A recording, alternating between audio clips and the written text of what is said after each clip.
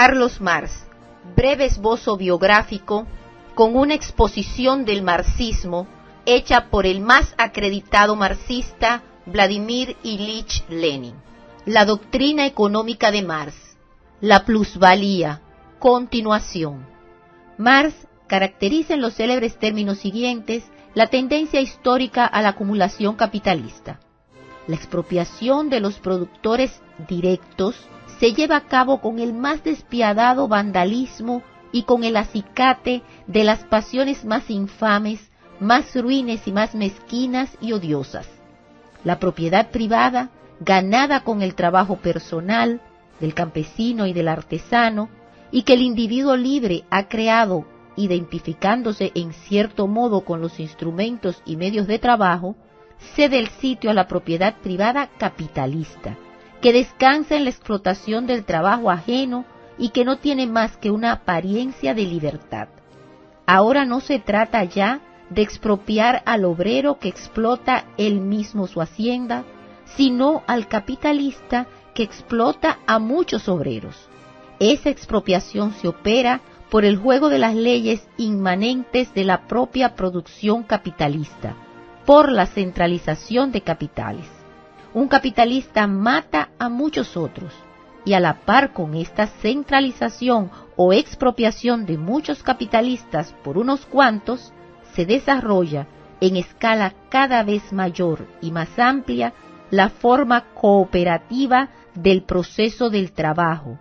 Se desarrolla la aplicación consciente de la ciencia a la técnica, la explotación sistemática del suelo, la transformación de los medios de trabajo en unos medios que no pueden utilizarse más que en común.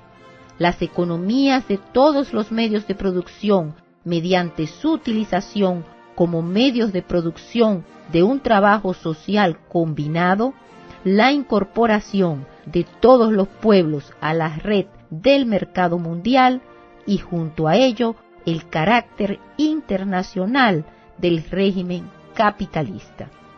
A medida que disminuye constantemente el número de los magnates del capital, que usurpan y monopolizan todas las ventajas de este proceso de transformación, aumenta en su conjunto la miseria, la opresión, la esclavitud, la degeneración, la explotación. Pero también aumenta al propio tiempo la rebeldía de la clase obrera, que es instruida, unida y organizada por el mecanismo del propio proceso de producción capitalista. El monopolio del capital se convierte en grillete del modo de producción que se había desarrollado con él y gracias a él. La centralización de los medios de producción y la socialización del trabajo llegan a un punto en que se hacen incompatibles con su envoltura capitalista, que termina por estallar.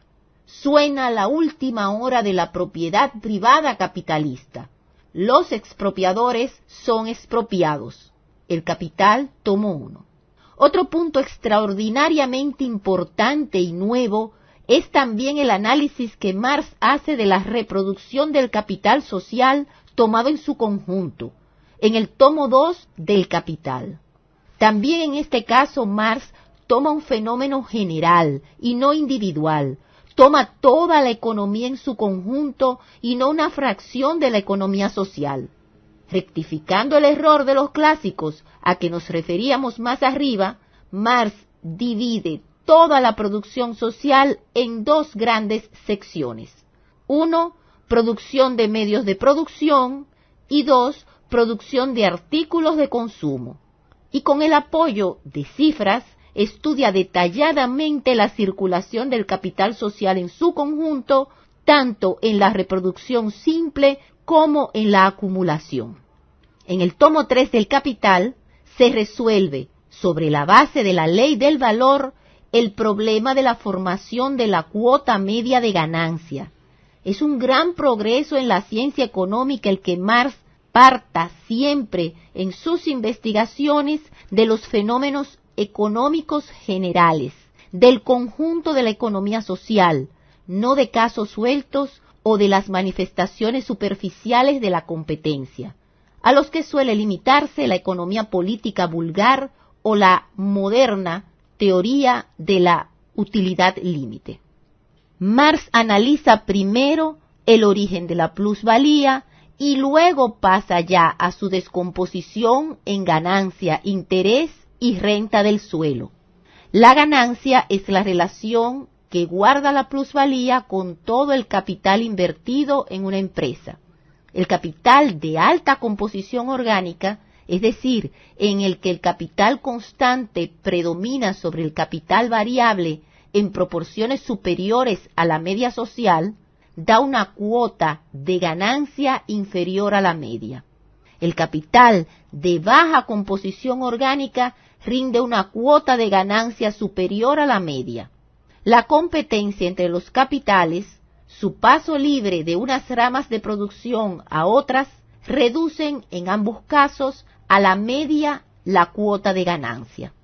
La suma de los valores de todas las mercancías de una sociedad determinada coincide con la suma de precios de estas mercancías, pero en las distintas empresas y en las distintas ramas de producción, las mercancías, bajo la presión de la competencia, no se venden por su valor, sino por el precio de producción, que equivale al capital invertido más la ganancia media. Así pues, un hecho conocido de todos e indiscutible, que los precios difieren de los valores y las ganancias se compensan unas con otras. Marx lo explica perfectamente partiendo de la ley del valor, pues la suma de los valores de todas las mercancías coincide con la suma de sus precios, pero la reducción del valor social a los precios individuales no es una operación simple y directa, sino que sigue un camino muy complicado. Es perfectamente lógico que en una sociedad de productores de mercancías dispersos, ligados únicamente por el mercado, las leyes que rigen esa sociedad se manifiesten forzosamente a través de resultados medios, sociales, generales, con una compensación recíproca de las desviaciones individuales en uno u otro sentido.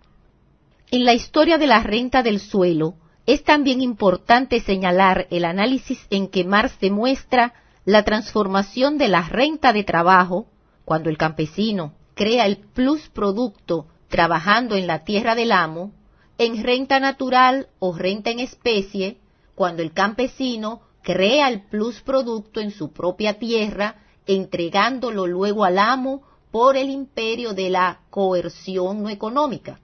Después, en renta en dinero, que es la misma renta en especie, solo que redimida a metálico. Por ejemplo, el obrok de la antigua Rusia, en virtud del desarrollo de la producción de mercancías.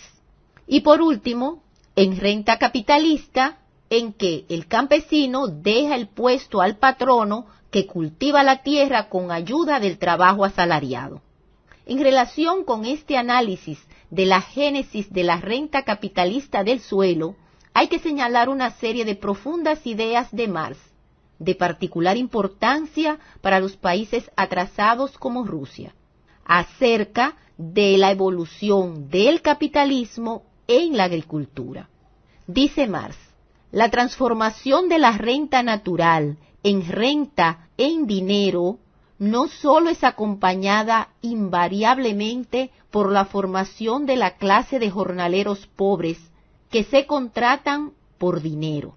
Esta la precede incluso. En el curso del período de su formación, cuando esta nueva clase aparece solo esporádicamente entre los campesinos más acomodados, obligados a pagar el censo, va extendiéndose, como es lógico, la costumbre de explotar por su cuenta a obreros asalariados rurales, del mismo modo que, ya bajo el feudalismo, los siervos de la gleba acomodados tenían a su vez siervos a su servicio. De esta manera se va formando en ellos, poco a poco, la posibilidad de acumular cierta fortuna y de transformarse en futuros capitalistas. Entre los cultivadores antiguos de tierra propia surge, de ese modo, un foco de arrendatarios capitalistas, cuyo desarrollo depende del desarrollo general de la producción capitalista fuera de la agricultura. El Capital, tomo 3. Y continúa Marx. La expropiación y la expulsión de la aldea de una parte de la población campesina no sólo liberan para el capital industrial a los obreros sus medios de vida y sus instrumentos de trabajo, sino que le crean también el mercado interior. El Capital, tomo 1. La depauperación y la ruina de la población campesina influyen a su vez en la formación del ejército de reserva de obreros para el capital. En todo país capitalista, una parte de la población campesina se encuentra constantemente en trance de transformarse en población urbana o manufacturera, es decir, no agrícola. Esta fuente de superpoblación relativa corre sin cesar. El obrero del campo se ve por consiguiente reducido al salario mínimo y tiene siempre un pie en el pantano del pauperismo. El Capital, tomo 1. La propiedad privada del campesino sobre la tierra que cultiva es la base de la pequeña producción y la condición de su florecimiento y su desarrollo en la forma clásica. Pero esa pequeña producción solo es compatible con un marco estrecho, primitivo de la producción y de la sociedad. Bajo el capitalismo, la explotación de los campesinos se distingue de la explotación del proletariado industrial solo por la forma. El explotador es el mismo, el capital. Individualmente, los capitalistas explotan a los campesinos por medio de la hipoteca y de la usura. La clase capitalista explota a la clase campesina por medio de los impuestos del Estado. Ver las luchas de clases en Francia. Dice Marx, la parcela del campesino solo es ya el pretexto que permite al capitalista sacar de la tierra ganancia, intereses y renta, dejando al agricultor que se las arregle para sacar como pueda su salario. El 18 Brumario de Luis Bonaparte. Ordinariamente, el campesino cede incluso a la sociedad capitalista, es decir, a la clase capitalista, una parte de su salario, descendiendo al nivel del colono inglés y todo bajo el aspecto de propietario privado. Las luchas de clases en Francia. ¿Cuál es una de las causas de que en países donde predomina la propiedad parcelaria, el precio del trigo esté más bajo que en los países donde hay modo capitalista de producción? El Capital, tomo 3. La causa es que el campesino entrega gratuitamente a la sociedad, es decir, a la clase capitalista, una parte del plusproducto. Estos bajos precios del trigo y de los demás productos agrícolas son por tanto consecuencia de la pobreza de los productores y en ningún caso resultado de la productividad de su trabajo. Capital, tomo 3. Con el capitalismo, la pequeña propiedad agraria, forma normal de la pequeña producción, se va degradando, es destruida y desaparece. La propiedad parcelaria es, por naturaleza, incompatible con el desarrollo de las fuerzas productivas sociales del trabajo, con las formas sociales del trabajo, con la concentración social de los capitales, con la ganadería en gran escala y con la utilización progresiva de la ciencia. La usura y el sistema fiscal tienen necesariamente que arruinarla en todas partes. El capital invertido en la compra de la tierra es capital sustraído al cultivo. Dispersión infinita de los medios de producción y diseminación de los productores mismos. Las cooperativas, es decir, las asociaciones de pequeños campesinos, cumplen un extraordinario papel progresivo burgués, pero no pueden sino atenuar esta tendencia, sin llegar a suprimirla. Además, no debe olvidarse que estas cooperativas, muy convenientes para los campesinos acomodados, dan muy poco casi nada a la masa de los campesinos pobres y que esas asociaciones terminan por explotar ellas mismas el trabajo asalariado. Y citando a Marx, inmenso derroche de energía humana, el empeoramiento progresivo de las condiciones de producción y el encarecimiento de los medios de producción son ley de la propiedad parcelaria. En la agricultura, lo mismo que en la industria, la transformación capitalista de régimen de producción se produce al precio del martirologio de los productores. La diseminación de los obreros del campo en grandes extensiones quebranta su fuerza de resistencia, mientras que la concentración de los obreros en la ciudad la aumenta. Lo mismo que en la industria moderna, en la agricultura moderna capitalista, el aumento de la fuerza productiva del trabajo y su mayor movilidad se consiguen a costa de destruir y agotar la propia fuerza de trabajo. Fuera de ello, todo progreso de la agricultura capitalista no es solo un progreso del arte de esquilmar al obrero, sino también del arte de esquilmar el suelo. Por lo tanto, la producción capitalista no desarrolla la técnica y la combinación del proceso social de producción, más que socavando a la vez las fuentes de toda riqueza, la tierra y el obrero. El Capital, tomo 1. Continuaremos.